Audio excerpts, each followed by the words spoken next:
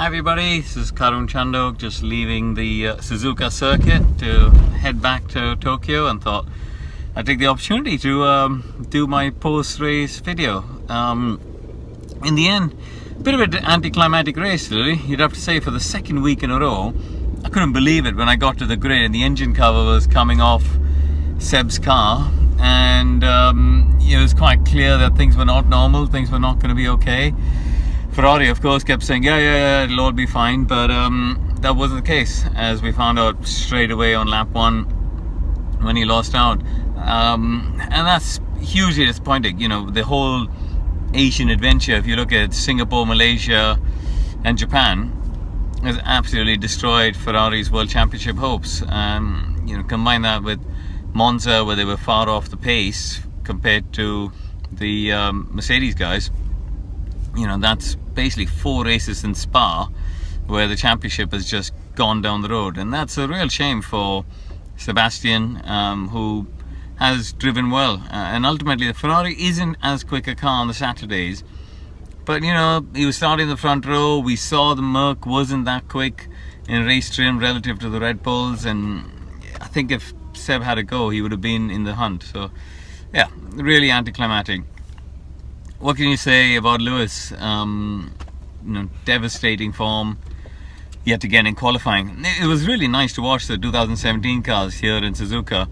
Those high-speed changes of direction through the S's and around Spoon Curve and stuff. They were pretty mighty to watch. And when you watch Lewis's onboard lap, it was a really stellar lap. It's one of those you take a step back and go, phew, that was impressive.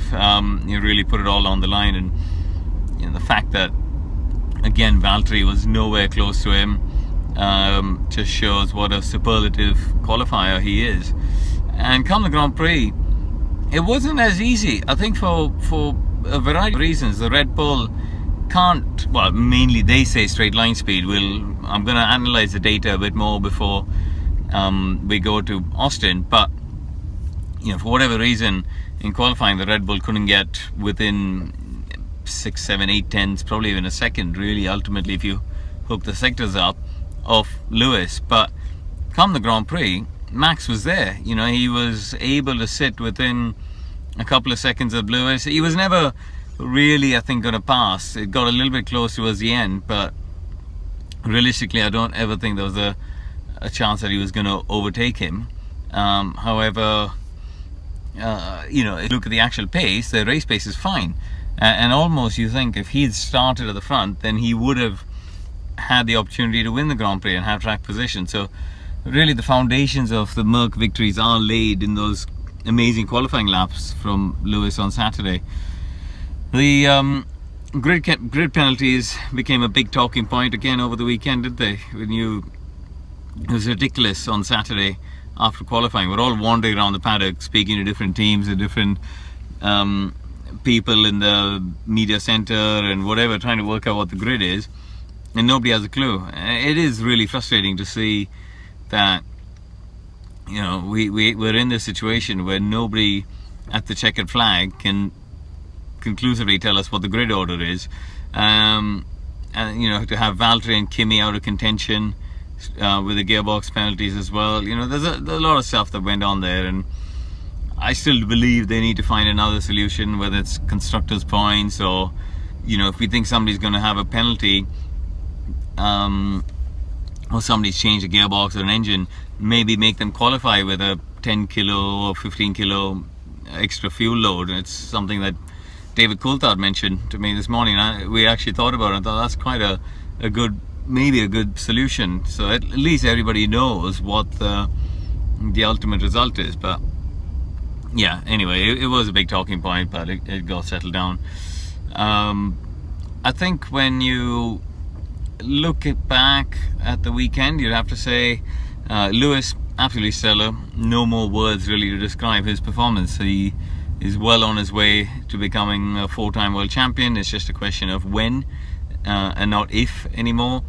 I thought Max was brilliant on lap 1. I think yeah, Seb had his issues, but you know, Max was very opportunistic down at the hairpin, lunging down the inside. We got the move down on Daniel as well, which was really important, because that was the difference between finishing second or third. You know, Daniel got stuck behind Ocon for an extra lap or two, and by that stage Max was gone, so that was an important move for him. And he's just continues to prove that he is a driver well beyond his years.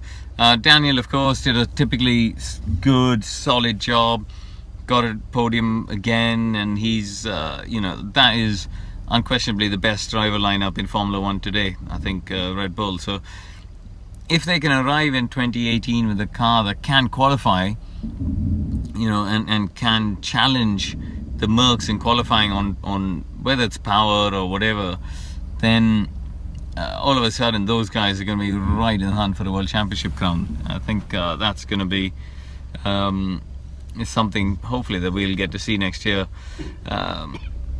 In the midfield, it was a real shame for Hulkenberg, because I think that end of the race would have been fun to watch. He put on a new set of tyres, and you know, as a driver you're spending a lot of time thinking about what you need to do at the end, and he spent the entire race sort of gearing himself up towards an attack, I think, at the end of the Grand Prix, when he would have had fresh new tyres, and in the end it wasn't to be. Of the others in the midfield, I thought Force India did a great job. Brilliant drive by both Ocon and Perez. Ocon has really come on strong, and again, I think they've got a really good driver lineup. They push each other hard. They're two young, hard racers, and there's a good balance going on between them. So, and I think the team has done a very good job with the car as well. William will be disappointed with the way their weekend panned out. And you got to mention Haas, because they've had a really tough 8 days, I suppose, between FP2 in Malaysia with Grosjean's big accident and qualifying here with Grosjean's big accident. Two very different reasons, obviously, but for them to get a double points finish, it's a great result heading into their home race in Austin next time. So I was really pleased with Gunther and the team, because they've had an expensive and difficult period for them. So yeah, great result. What else? I mean, you got to say that the final hurrah for McLaren Honda on Honda's home territory didn't go particularly well. Yeah, Fernando got close to the point but didn't really get there, and you know, Stoffel didn't get the point either. So all those penalties for Fernando really ruined a good opportunity, and you know, he managed to drag the car into Q3, which showed there was some potential, but it didn't work out for them, obviously. And I think, you know, finally got to make a shout out to Jolyon Palmer, because I thought he conducted himself very well under the circumstances. Today was a tough day for him, you know, having been announced yesterday or last night, even quite late at night. We were all in the having finished dinner at 9:30 or something.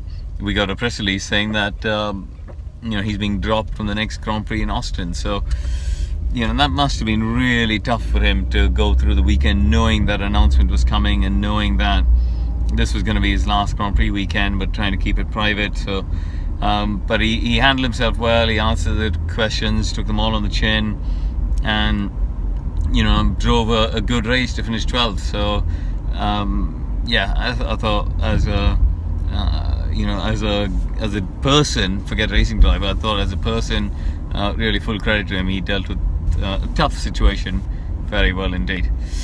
Anyway, on to Austin.